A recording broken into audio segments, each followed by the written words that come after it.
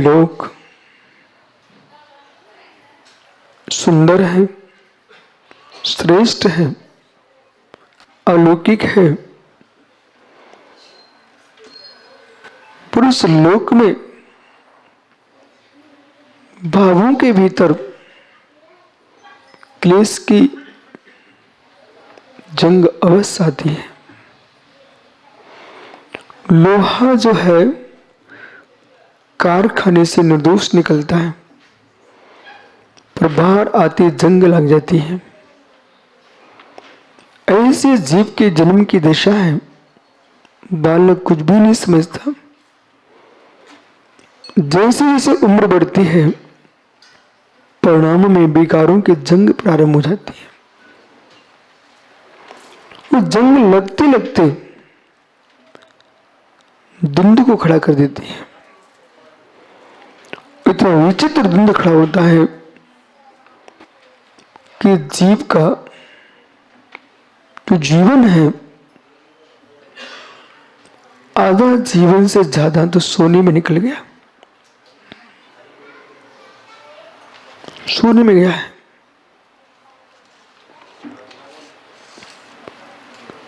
जो आधा जीवन बचा है, वो मित्र स्वयं से लड़ने में गया है। अब लड़ाई दो प्रकार की होती है मंगना। प्राणों की रक्षा करना है कि धर्म की रक्षा करना है। जिनको प्राणों की रक्षा करना थी, वे समझौता कर लिए। जिस स्थान पर आज आप हो, आज की तारीख में भी महाराष्ट्र में लाखों लाखों जैन हैं। देश में सर्वाधिक जैनियों की संख्या है महाराष्ट्र में। लेकिन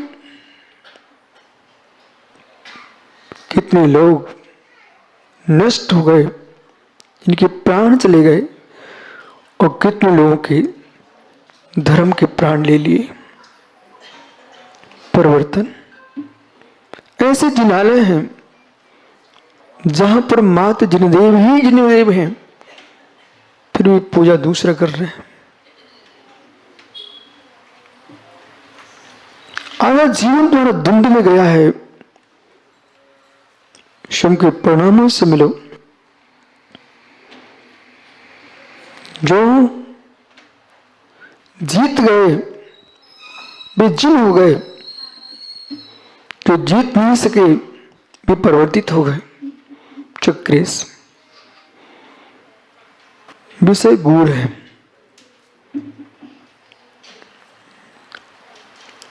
हर व्यक्ति अपनी उम्र पर आता है,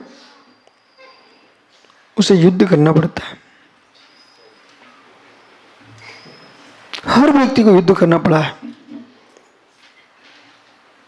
संधि कर लेते हैं, ये सब संधि किए बैठे हुए।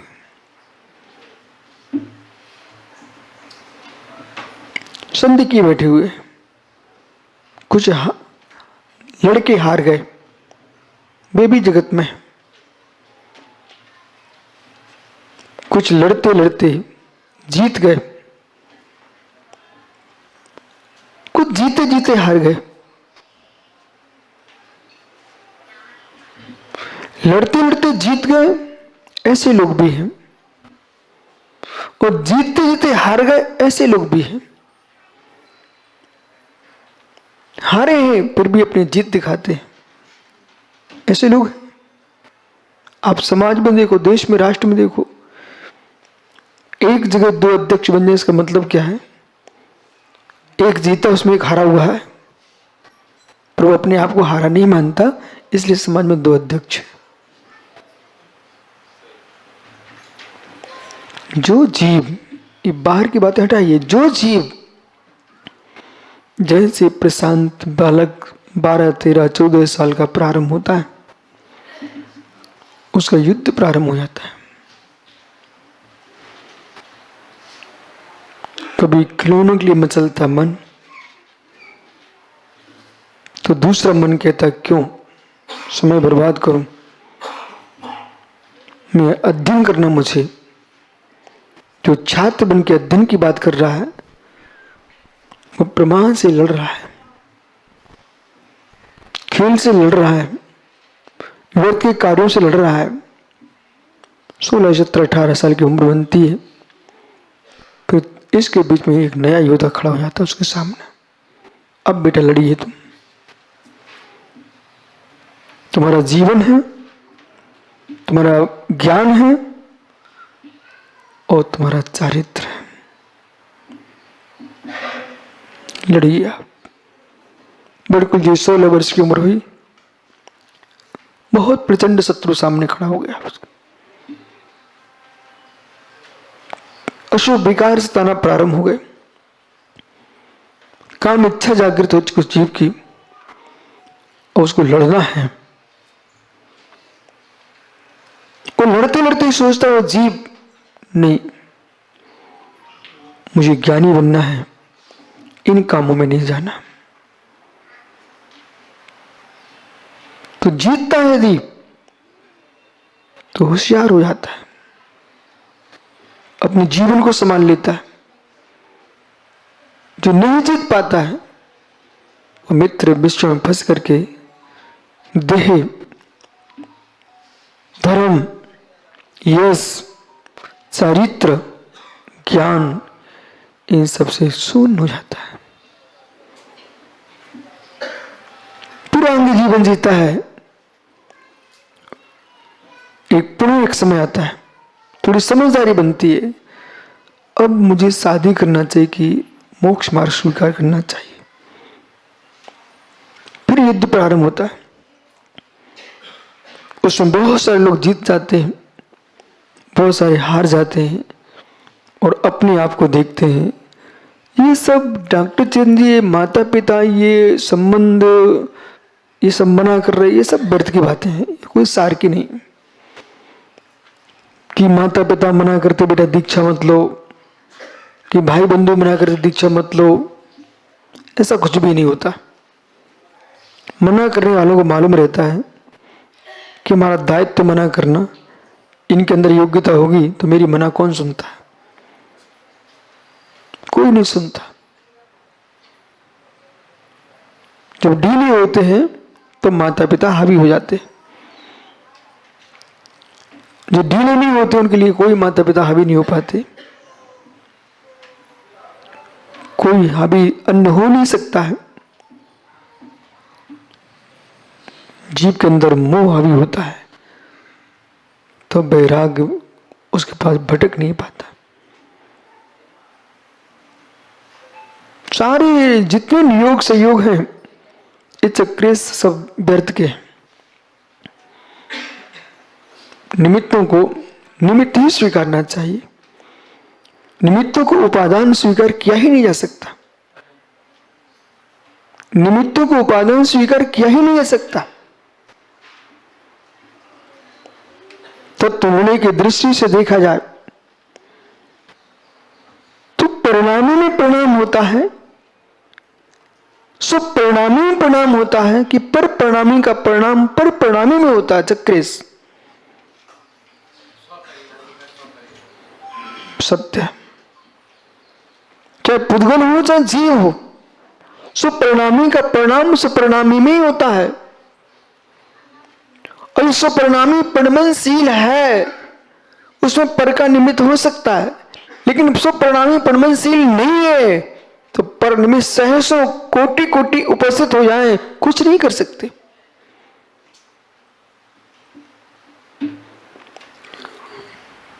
यदि कोई हेतु बन के आता है कि मैं इसको ऐसा करा के ही रहूंगा, तो हेतु क्या बनेगा उनके लिए? एक युवा है, पूर्ण शक्ति संपन्न है, पुरुषत्व युक्त है, वो यूं कहता मेरे शरीर में इतनी शक्ति, इतना वीर है, मैं बंध्या स्त्री से पुत्र को उत्पन्न करूंगा। हे मित्र, कितनी तुम पुरुषत्व शक्ति संपन्न हो, कितनी शक्ति तुम्हारे पास हो, कितने दूध मलाई खा के आए हो, लेकिन फिर भी बांझ स्त्री को तुम संतान को जन्म देना चाहते हो, तुम्हारी शक्ति वहां अकिंचित करे, वहां कुछ कर नहीं सकती। ऐसे ही अभव्य मिथ्या दृष्टि के जीव के लिए मोक्ष के निमित्त क्या है? अकिंचित कर है, कुछ नहीं कर सकते, कुछ नहीं कर सकते। संजय सुखदा, आप कहो कि मैं इतनी समाज को लेके आया हूं, नहीं मित्र, इन सब के भीतर आस्था श्रद्धा भक्ति न होती, आपका पुरुषा कुछ नहीं कर सकता था। इनकी श्रद्धा भक्ति ने क्या किया कि चलो भैया, नादनी यद्यपि इतनी दूर है, कहा तुम मध्य प्रदेश के छोर से आ रहे हो,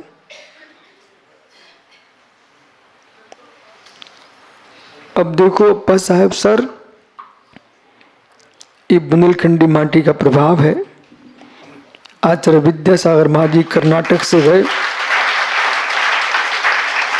सदलगा ही पड़ोस में सदलगा, यहाँ से निकले, राजस्थान में दीक्षा ली और एक बार बुंदेलखंड में प्रवेश किए, फिर उनका निकलने का मन नहीं किया।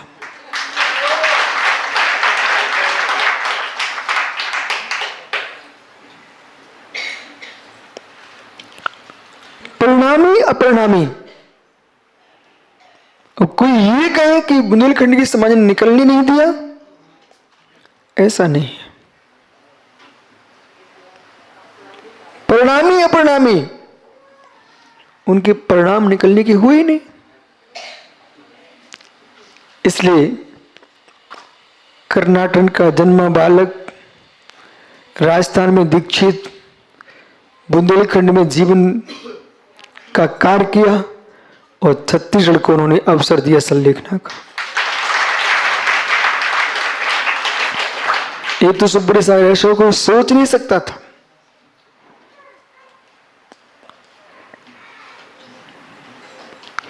छत्तीसगढ़ वाले भी नहीं सोच सकते थे। लेकिन 1997 और डूंगरगढ़, उसमें चक्र साहब थे नहीं। डूंगरगढ़ में मैंने प्रवेश किया, उसकी सीमा में पहुंचते ही शरीर में रोंगटे खड़े हो गए, रोमांच हुआ। तो वहां पर किशोर पहाड़े जी, वहां पर एक किशोर भैया हैं, उनका किशोर ये सब क्या दिख रहा है? बोले बिमलेश्वरी का मंदिर है। और जैसे ही मंदिर को मैंने ऐसे किया, मेरे रोमटे चौंकने खड़े हो गए। मैंने कहा भाई, ये तीर्थंकर जिनेंद्र का मंदिर है, जबकि मेरा प्रथम बार प्रवेश हुआ था। ये जिनेंद्र का मंदिर है, ये तुम खोज करो। मालूम चला कि डूंगरगढ़ के जिन मंदिर में प्रतिमाएं हैं, वे उसी पर्वत से उतार के आई हैं। जो बिमलेश्वरी देवी है, वो जिन शासन की ज्वाला मलिनी देवी है, चंद्र प्रभु भगवान की अधिष्ठात्री।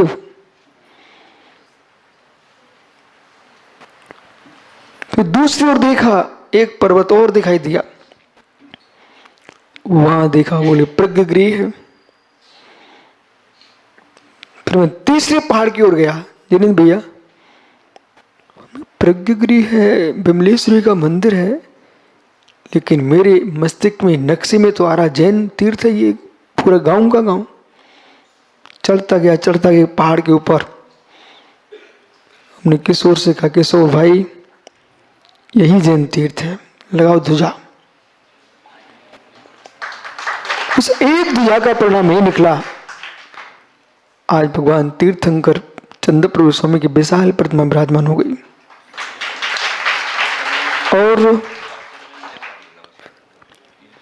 जब डूंगरगढ़ के कुछ मुख्य श्रावक शासन को पास गए, उस मध्य प्रदेश में था, और भोपाल में जाके देखा, वो जो पर्वत पर ध्वजा लगाई थी, वो बिल्कुल ये जैन तीर्थ ही निकल पड़ा रिकॉर्ड में।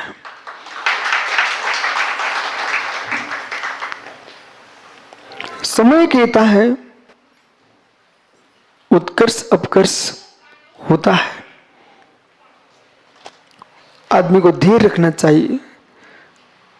व्यक्ति का समय बदलता है, पृथ्वी का समय बदलता है, हर वस्तु का समय बदलता है। कितने लोग सोचते होंगे कि आचार्य श्री की अंतिम संलेखना समाधि शायद कुंडलपुर में होगी। जब भी जीवन का अंत होगा तो बुंदेलखंड में होगा, लेकिन सिद्धांत क्या कहता है? जन्म देशे जन्म काले जैन विहाणे नारम नियदम जन्मम बा मरणम बा। जिस देश में, जिस विधान से, जिस काल में जो सम्यक नियतता है, उसी देश में, उसी विधान से, उसी काल में वो नियत है इंदोवाज इंदोवा। उसको इंद्र भी नहीं टाल सकते, जिनेंद्र भी नहीं टाल सकते। क्या मैंने तो जीवन में कभी नहीं सोचा था कि नादरी में चातुर्मास होगा। अरे हमने नहीं सोचा था, पर नियतता ने तो सोच के रखा था ना।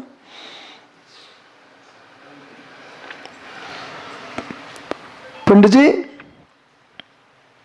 आपने सोचा था कि आप यहां के महाराजों के हार कराने आओगे? मैं तो आपने सोचा था कि हम नादरी में आके गुरुओं के लिए शुद्ध आहार कराएंगे। नादरी के श्रावकों ने नहीं सोचा था कि हमारे घर घर में ऐसे कभी बुंदेलखंड जैसे चौके लगेंगे।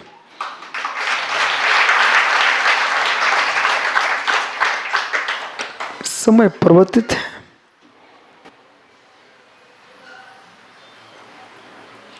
नन्हे नन्हे बच्चे जो सुबह से शाम तक 10 बजे तक 50 बार खाने वाले हों, भी इंतजार ही कर रहे हैं। आहार देंगे फिर भोजन करेंगे।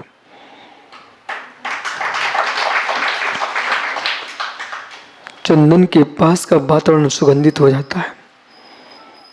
चंदन के पास का वातावरण सुगंधित हो जाता है, पर मित्र निर्गंथों के नियोग से हर वातावरण पावन होता है। एक इंद्र जीव पर भी प्रभाव पड़ता। चक्र से आप सुनिश्कार करो, और मूलाचार में मैंने आपको पढ़ाया था।